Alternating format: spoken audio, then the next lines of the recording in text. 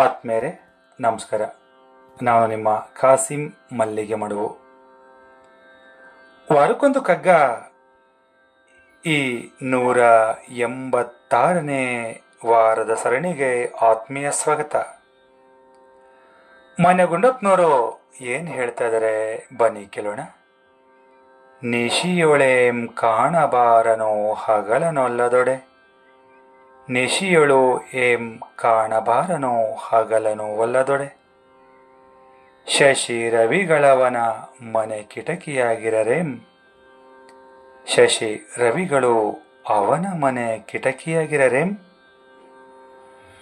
ಮಸುಕು ಬೆಳಕೊಂದಾದ ಸಂಜೆ ಮಂಜೇನವನು, ಮಸುಕು ಬೆಳಕು ಒಂದಾದ ಸಂಜೆ ಮಂಜೇನು ಅವನು, ಮೀಸುಕಿ ಸುಳಿಯುವ ಸಮಯ ಮಂಕುತಿಮ್ಮ, ಮೀಸುಕಿ ಸುಳಿಯುವ ಸಮಯ ಮಂಕುತಿಮ್ಮ. ನಿಶಿ ಅಂದರೆ ರಾತ್ರಿ, ಶಶಿ ರವಿಗಳು ಅಂದರೆ ಸೂರ್ಯ ಚಂದ್ರರು, ಮಸುಕು ಅಂದರೆ ಮಬ್ಬು, ಮಿಸುಕು ಅಂದರೆ ಮಿಂಚು, ಸುಳಿಯುವ ಅಂದರೆ ಅಲೆದಾಡುವ. ಈ ಹಿಂದಿನ 3 ಕಗ್ಗಗಳಲ್ಲಿ ದೇವರು ನಮ್ಗೆ ಯಾಕೆ ಕಾಣ್ತಿಲ್ಲ ಅಂಥೇಳಿ ನಾನಾ ರೀತಿಯ ಕಳಕಳಿಯಿಂದ ದೇವರನ್ನ ಕೇಳಿಕೊಳ್ಳುವಂಥ ಅನೇಕ ಸನ್ನಿವೇಶಗಳು ಇದು ನಾವು ಕೇಳಿದ್ದೇವೆ ಅಲ್ವೇ. ಈ ರೀತಿಯ ಪ್ರಸಂಗಗಳನ್ನು ನಾವು ರಾಮಕೃಷ್ಣ ಪರಮಹಂಸರ ಜೀವನ ಚರಿತ್ರೆಯಲ್ಲೂ ಕೂಡ ಕಾಣ್ತೇವೆ. ಈಗ ಈ ಕಗ್ಗ ಏನು ಹೇಳ್ತದೆ ಅನ್ನೋದನ್ನ ನೋಡೋಣ ಬನ್ನಿ ಸ್ನೇಹಿತರೆ. ಹಗಲೊತ್ತು ಕಾಣಿಸ್ಕೋಬಾರ್ದು ಎನ್ನುವಂಥ ನಿಯಮ ಆ ಭಗವಂತನಿಗೇನಾದರೂ ಇದ್ರೆ ರಾತ್ರಿ ಹೊತ್ತಾದರೂ ಕಾಣಿಸ್ಕೊಳ್ಬೋದಲ್ವಾ. ಸೂರ್ಯ ಚಂದ್ರರೇನಾದರೂ ಆ ಭಗವಂತನ ಮನೆಯ ಕಿಟಕಿಗಳ, ಈ ಕಡೆ ಹಗಲೂ ಅಲ್ಲದೆ ಆ ಕಡೆ ಕತ್ಲೂ ಅಲ್ಲದೆ ಇರುವ ಮುಸ್ಸಂಜೆಯ ಮಬ್ಬು ಬೆಳಕಲ್ಲಿ ಏನಾದರೂ ಆ ಭಗವಂತ ಮಿಂಚಿನಂತೆ ಸಂಚಾರ ಮಾಡ್ತಾ ಇರ್ಬೋದಾ ಅಂತೇಳಿ ಈ ರೀತಿಯ ಅನೇಕ ಪ್ರಶ್ನೆಗಳನ್ನು ಮಾನ್ಯ ಗುಂಡಪ್ಪನವರು ಈ ಕಗ್ಗದಲ್ಲಿ ಕೇಳ್ತಾ ಇದ್ದಾರೆ ಸ್ನೇಹಿತರೆ. ಆ ದೇವರು ಅಂದರೆ ಯಾರು, ಆ ದೇವರ ಸ್ವರೂಪ ಆದರೂ ಹೇಗಿರ್ತದೆ, ಆ ದೇವರನ್ನ ಹೋಲಿಸ್ಕೊಳ್ಳೋದು ಹೇಗೆ ಎಂಬ ಈ ರೀತಿಯ ಹಲವಾರು ಪ್ರಶ್ನೆಗಳು, ಅನುಮಾನಗಳು, ಸಂಶಯಗಳು ಅನಾದಿ ಕಾಲದಿಂದಲೂ ಮನುಷ್ಯರನ್ನ ಕಾಡ್ತಾನೇ ಇದ್ದಾವೆ. ಕಣ್ಣು ತೆರೆದ್ರೆ ಬೆಳಕು ಅಲ್ವಾ. ಈ ಕಾರಣಕ್ಕಾಗಿಯೇ ಹಗಲು ಅಂತ ಹೇಳಿರಬಹುದು ಅನ್ಸುತ್ತೆ. ಕಣ್ಣು ತೆರೆಯೋದ್ರಿಂದ ಬಣ್ಣ ಬಣ್ಣದ ಈ ಪ್ರಪಂಚದ ನೋಡುವ ವ್ಯಾಮೋಹದಿಂದಾಗಿ ಮನಸ್ಸು ಚಂಚಲವಾಗಿ ಮನುಷ್ಯ ಹುಚ್ಚುಚ್ಚಾಗಿ ಆಡೋದು ಸಹಜ. ಈ ಕಾರಣಕ್ಕಾಗಿಯೇ ನಾವು ಆ ಪರಮಾತ್ಮನನ್ನ ಕಲ್ಪಿಸಿಕೊಳ್ಳೋದು ತುಂಬ ಕಷ್ಟ. ಅದೇ ರೀತಿಯಾಗಿ ಕಣ್ಣು ಮುಚ್ಚಿದ್ರೆ ಕತ್ಲು, ಇದನ್ನೇ ರಾತ್ರಿ ಅಂತ ಕರೆದಿರಬಹುದು ಅನ್ಸುತ್ತೆ ಅಲ್ವೇ. ಕಣ್ಣು ಮುಚ್ಚಿರುವಾಗ ನಮಗೆ ಲೌಕಿಕ ಪ್ರಪಂಚ ಕಾಣೋದಾದರೂ ಅದೇಗೆ ಸಾಧ್ಯ. ಹೀಗೆ ಹೊರಗಿನ ವಸ್ತುಗಳು ಕಾಣದೇ ಇದ್ದಾಗ ನಾವು ಅಂತರ್ಮುಖಿಯಾಗೋದಕ್ಕೆ ಸಾಧ್ಯ.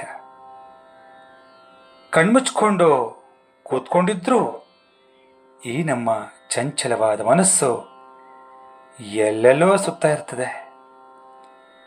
ಅದಕ್ಕೆ ಒಂದು ನಿಮಿಷವೂ ಬಿಡುವಿರಲ್ಲ. ವಿಚಿತ್ರ ಚಿಂತನೆಗಳು, ಏನೇನೋ ಆಸೆಗಳು, ಏನೇನೋ ಕನಸುಗಳು, ಏನೇನೋ ಯೋಜನೆಗಳು, ಎಂಥೆಂಥವೋ ಐಡಿಯಾಗಳು ಒಂದೇ ಎರಡೆ. ಈ ಮನಸ್ಸು ಅನ್ನೋದು ಮರ್ಕಟ ಇದ್ದಂಗೆ ಅಂತ ಸುಮ್ಮನೆ ಹೇಳಿಲ್ಲ ನೋಡಿ ನಮ್ಮ ಹಿರಿಯರು.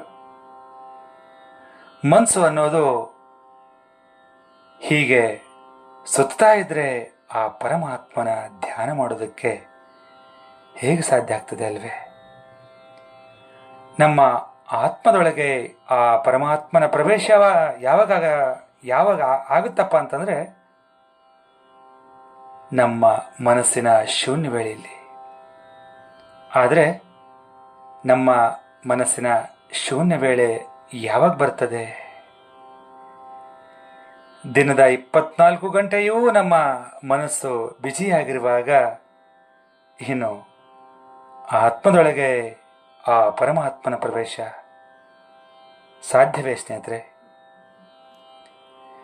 ಇದು ಸಾಧ್ಯವಿಲ್ಲದ ಮಾತು ಅಂತ ಹೇಳ್ತಾ ಈಗ ಕೇಳೋಣ ನನ್ನ ರಾಗ ಸಂಯೋಜನೆಯ ಈ ಕಗ್ಗವನ್ನು. ನಿಶಿಯೊಳೆಂ ಕಾಣಬಾರನು ಹಗಲನು ಒಲ್ಲದೊಡೆ,